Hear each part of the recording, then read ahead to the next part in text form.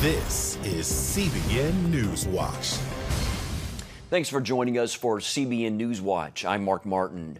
The Islamic Republic of Iran may be a step closer to developing a nuclear bomb. The Iranian government announced today that it has violated the signed 2015 international nuclear agreement by operating twice as many advanced centrifuges as allowed by the deal.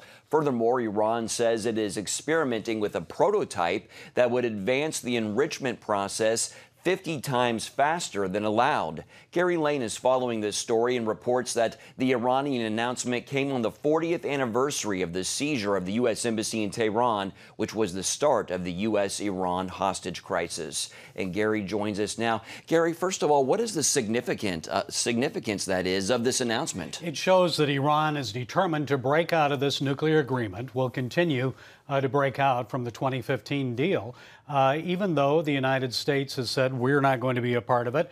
Europe is kind of fluctuating on that. They say, look, if they're out, if the United States is out, we're going to move forward. And moving forward, Mark, the significance of that is not just doubling the centrifuges, but also 50 times faster, stepping up the whole process. And that means that they could possibly have a nuclear bomb within the next year. Now, why did they announce it today? Well, the anniversary, 40th anniversary.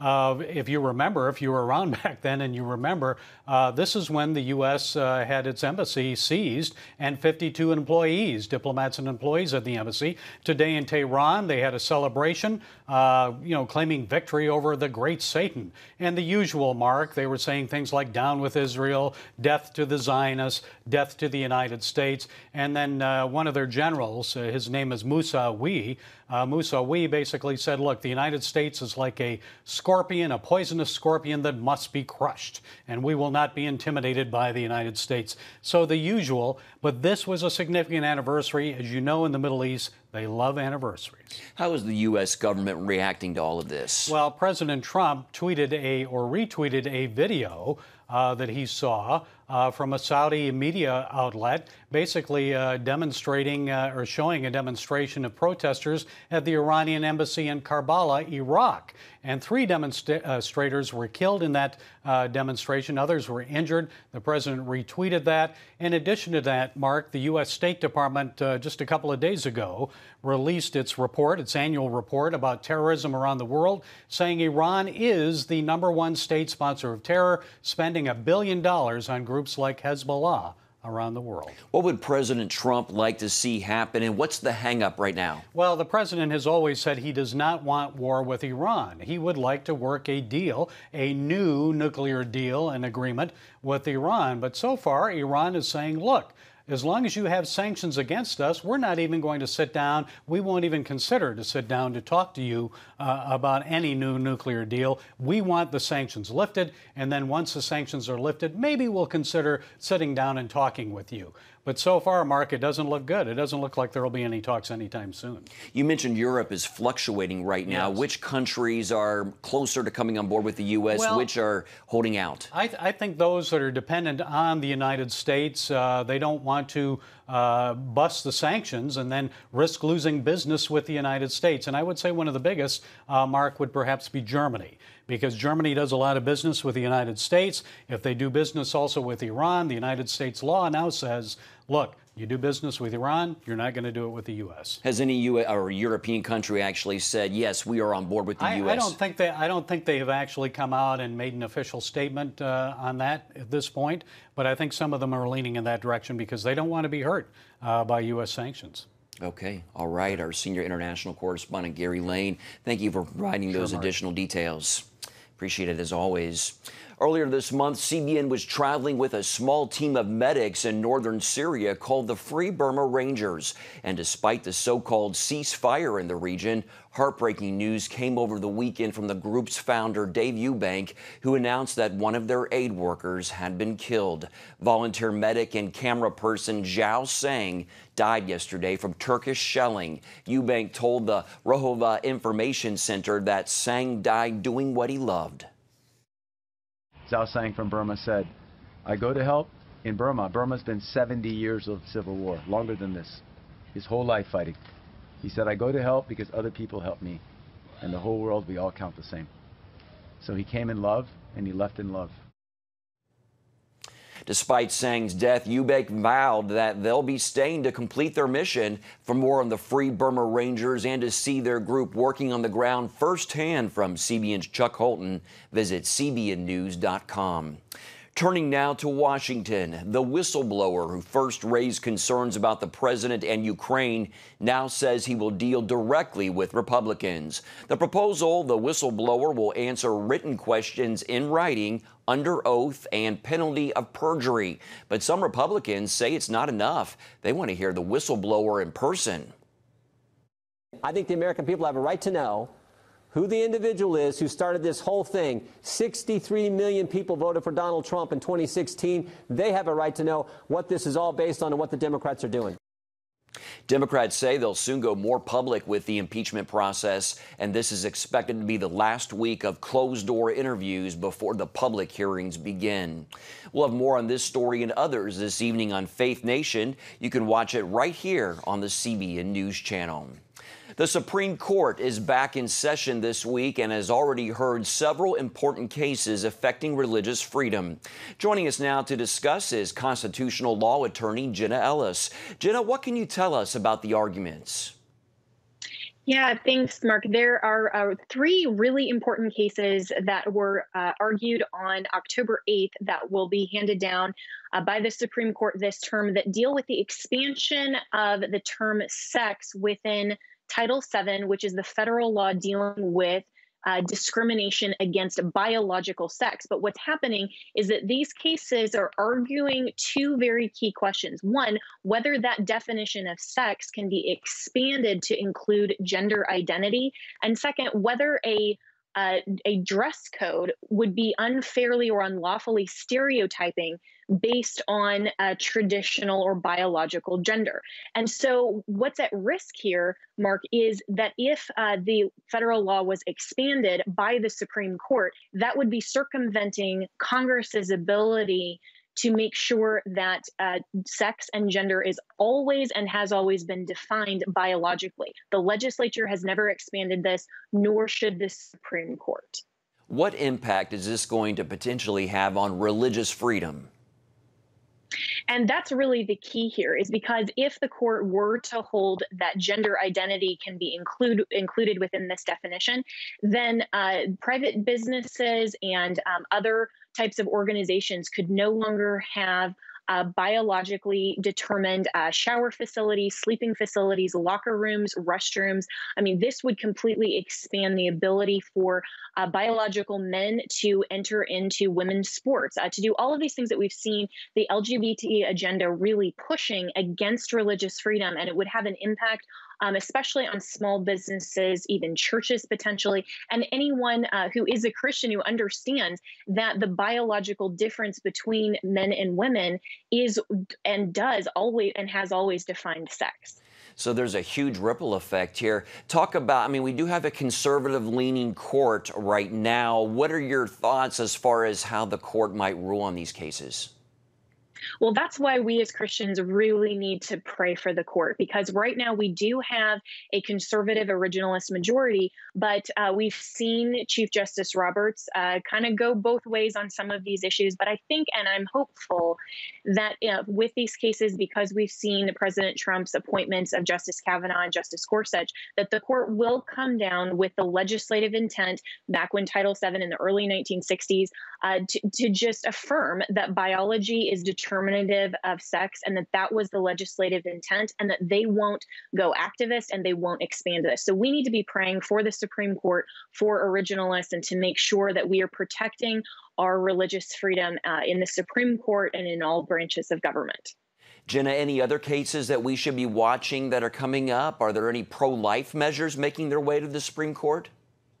Absolutely. There is a case that is out of Louisiana that's dealing with whether or not there's an undue burden and restriction on abortion access in Louisiana. This mirrors a little bit the Texas case that we saw from the Supreme Court back in 2016 that went more of a pro-abortion, anti-life route. And so I'm hopeful that this case, as well as if the Supreme Court takes up any fetal heartbeat bills and analyzes those pro-life issues, that the court will specifically address overturning Roe versus Wade this term. That would be such an exciting measure for the Supreme Court to take up. And I think that we will see that certainly within the next couple of years. But even in this term, the Supreme Court is going to be looking at what constitutes an undue burden, or really what is when does life begin? And I think those questions will be addressed at the Supreme Court, and hopefully we will see pro-life decisions coming out of the Supreme Court this term. Quickly, Election Day is tomorrow. Voters are about to head to the polls. Let's talk about Virginia. What would happen to the pro-life agenda if Democrats take the Virginia legislature? Yeah, unfortunately, Virginia has been a really difficult ground for pro-life. Right now, there isn't a fetal heartbeat bill there. I think that pro-life measures would be a lot more difficult, of course, if the Democrats were to take the legislature. But again, we can always pray. We can always petition our legislators, and pro-life petitions and activists in that state really need to make sure that they're contacting their legislators regardless of what party they affiliate with. And of course, we know that if the Supreme Court does address these measures, then hopefully that will have a nationwide impact for pro-life. Okay, Jenna Ellis, constitutional attorney. Thank you so much for your time, Jenna. Thank you, Mark. Coming up, what one man is doing to give back to those who have fought for our country as Veterans Day approaches. But before we go to break, here's a look at what's trending on CBNNews.com.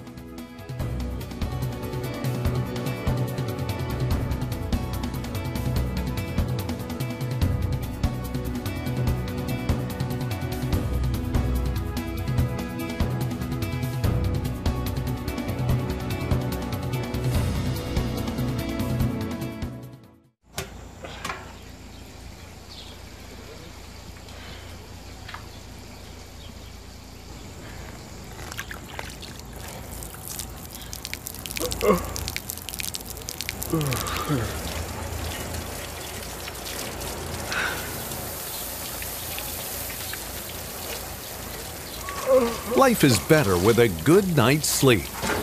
Get your free DVD or booklet of Protect Your Sleep as the world watches from the outside. It's a big diplomatic tug of war here in the Middle East. Go inside the story with Jerusalem Dateline. Israeli archaeologists are talking about a discovery that could change the thinking about the Temple Mount. Join CBN Jerusalem Bureau Chief Chris Mitchell and get the biblical perspective on the events shaping the world. What starts in Israel then ends up going to other places. Watch Jerusalem Dateline Friday night at 9:30 on the CBN News Channel. Life. It's meant to be lived fully. Jesus said it. I came to give you life. Life to the fullest. Life in your family. Life in your finances. Life in your body, mind, and spirit. Life in your everyday.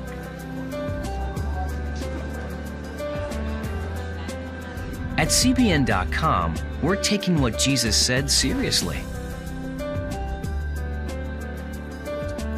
We're here to help you discover life. Life. Live it fully. CBN.com.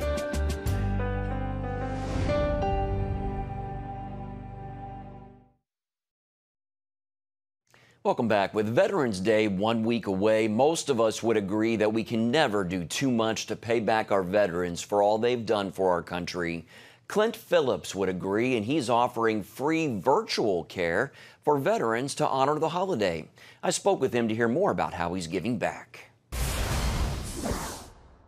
Tell us about this program for veterans called Operation 1111. What kind of care can they receive?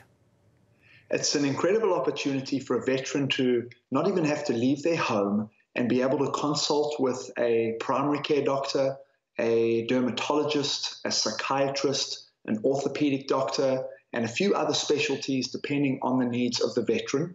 And it's all done by text or video with somebody who greatly appreciates the service that the veterans have provided for this country. Tell us about how the idea came about. I've been in healthcare for quite a while. I was thrown into what we do when my little girl had a stroke when she was born 10 years ago. That led us to start a second opinion company, and we realized that most people cannot travel to Boston or to New York to be able to get a second opinion from a top doctor, and wait times were often months and months. We experienced a 7-month waiting list to get to the right doctor for our daughter. So we started a company called Second MD, and that solves complex medical problems by getting you a second opinion with the best doctor in the country for your condition. And that's become a really big business that helps about 10 million people now. But we launched a new app called Medici that allowed for people to simply text with their doctor, their veterinarian, their psychologist, their dietitian, their nurse, depending on who they had in their medical world. And we thought, we've spent millions and millions building this incredible communication app. Who could we really deliver life-impacting change for? And our team sat around for a day, and they came out and they said, what if we did this? We offered free healthcare for every veteran in America, that these guys and girls would be able to get a level of concierge access that was, they'd only dream of being able to get. How do you see this helping veterans? You talked a little bit about that, but talk a little bit more, since many receive their care through veterans hospitals. Is this going to be a little bit tough to get vets to buy into this?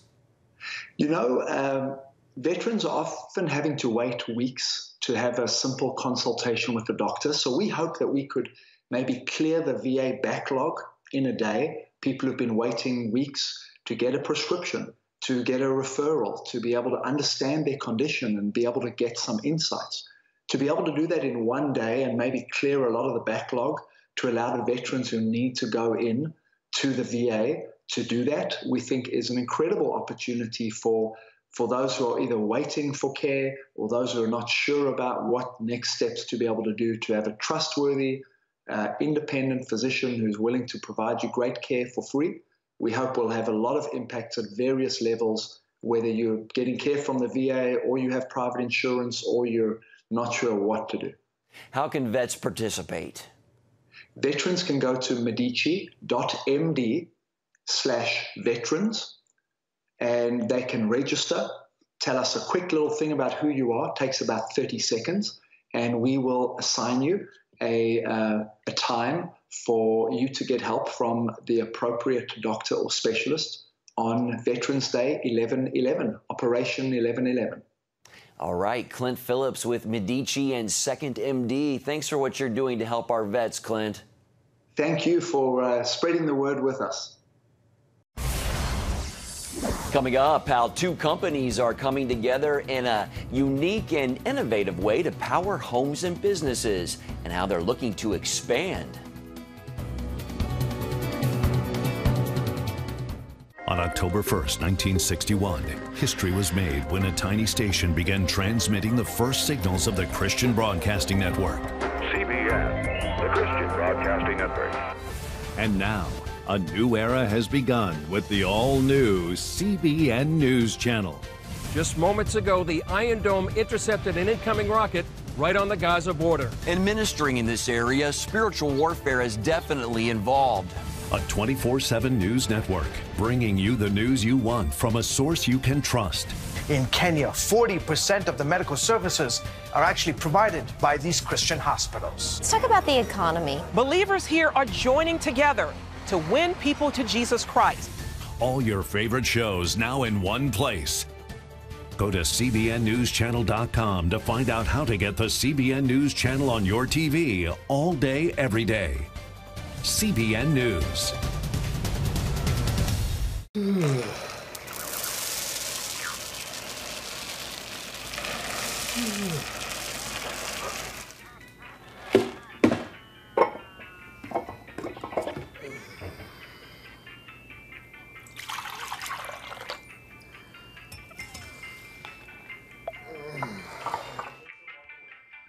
Life is better with a good night's sleep. Get your free DVD or booklet of Protect Your Sleep today. Life. It's meant to be lived fully. Jesus said it. I came to give you life. Life to the fullest. Life in your family. Life in your finances. Life in your body, mind, and spirit. Life in your everyday. At CBN.com, we're taking what Jesus said seriously. We're here to help you discover life. Life. Live it fully. CBN.com. Thanks for staying with us. Big news for Smithfield Foods and Dominion Energy on their venture to use an innovative technique to power homes and businesses. The two leading companies announced they are doubling their investment in renewable natural gas projects across the U.S. to $500 million through 2028.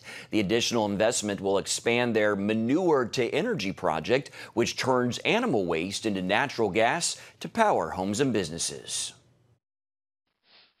While it may sound like a stinky proposition, some of the world's biggest names in hogs and energy say it's far from that. In fact, to Smithfield Foods and Dominion Energy, converting hog manure to natural gas for powering homes and businesses has a sweet smell of success. We think it's a lot simpler, and we think it will change the face of how manure is handled and turned into energy going forward. We've really made a commitment to looking at new sustainable sources of energy. We do a lot of solar, a lot of wind. And, you know, in the last year or so, we discovered renewable natural gas. So how does it work, turning this waste into energy? Often called biomethane, renewable natural gas is pipeline quality gas that comes from organic matter like hog waste. CBN News went to North Carolina to tour Circle K2 Farms, a Smithfield pilot project. Manure actually is a positive thing. It creates value and it helps fertilize crops. It helps produce energy. It's not a bad thing. We view manure as an opportunity. Craig Westerbeek explains how the process moves from the hog buildings to this huge covered lagoon called a digester. The product, natural gas, is actually a product of a digestion of the solids by bacteria. So for that reason, it's called digestion. The manure is funneled under this large plastic cover and it's mixed over and over. Bacteria breaks it down, producing what's called biogas, which causes the cover to bubble up. That gas is 65% natural gas. The biogas produced at farms like this then moves through gathering pipes to facilities like this one. That's when Dominion Energy steps in. Where we come in, you see this plant back here, we're going to lend our engineering expertise to create a process that's as efficient as possible in creating clean, renewable natural gas that customers can use. This facility is known as the gas upgrading system. It's here where the natural gas from the farm is refined. When it leaves here, it is 99.1% natural gas. It then enters a pipeline and is funneled to homes and businesses. Smithfield Foods and Dominion Energy have formed a joint venture known as Aligned Renewable Natural Gas. Initial stages involve 93 farms built in North Carolina, Utah, and Virginia. Aligned Renewable maintains the first 4 projects will produce enough energy to reliably power about 14,000 homes. This would also reduce the amount of greenhouse gas emissions equal to removing nearly 120,000 passenger vehicles from the road. Even though Dominion is a proponent of solar and wind energy, Childress acknowledges they're not the most reliable. The thing about solar and wind, as great as they are, the sun doesn't always shine and the wind doesn't always blow. Renewable natural gas is available 24 hours a day, 7 days a week. The two companies are backing up the talk with dollars, investing $500 million over the next 10 years. This project involves partnering with local farmers like Dean Hilton, who's been raising hogs for nearly 15 years. He calls it the wave of the future. After meeting with Craig on the site, the trial site, you know, we realized that there's a lot of opportunity in the fact that we can actually reduce our manure in our current lagoons, as well as turning the solids, the new solids, into renewable energy. Westerbeek admits turning manure into renewable natural gas is fairly expensive. You have an investment in the digester like you see in the background, and then the gathering pipelines to gather the gas from different farms and bring it to a central location. And then one of the more expensive parts of this is actually cleaning the gas from its form as a biogas from this digester into pipeline quality natural gas. Both he and Childress, along with their bosses, believe it is a worthy investment leading to clean energy plus economic benefits for their companies, rural America, and the general public. Still ahead, how Kanye West is working to win lives for Christ and what happened over the weekend to do just that.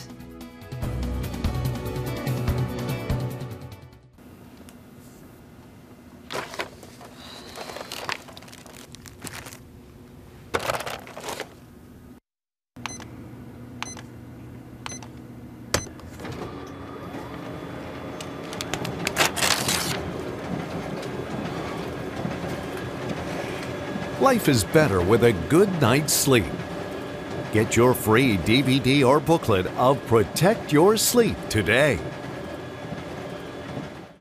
I'm Ephraim Graham, and this is Studio 5.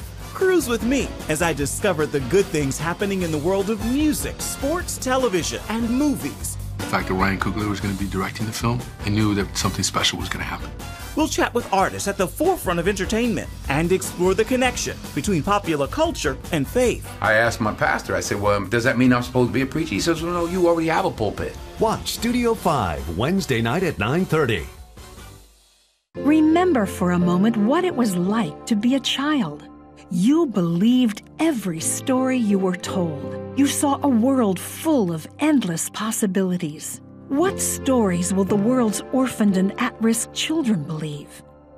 We believe the Bible tells the only story truly worth believing. We believe that every child should have the opportunity to dream, the chance to take challenges and turn them into possibilities, the chance to stand on the promises of God, to recognize their place in the greatest story ever told. They have their whole lives ahead of them. Theirs is a world of endless possibilities. They are looking for a story to believe. We will tell them that story. Will you join us?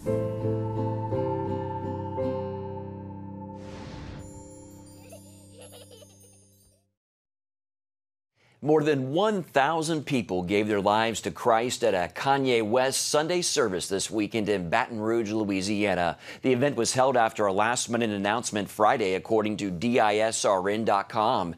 Curvine Brewington, a pastor at Crossroads Church in Lafayette, Louisiana, said on Instagram more than 6,000 people from all walks of life, all ages, and all races attended, and that more than 1,000 came forward at an altar call.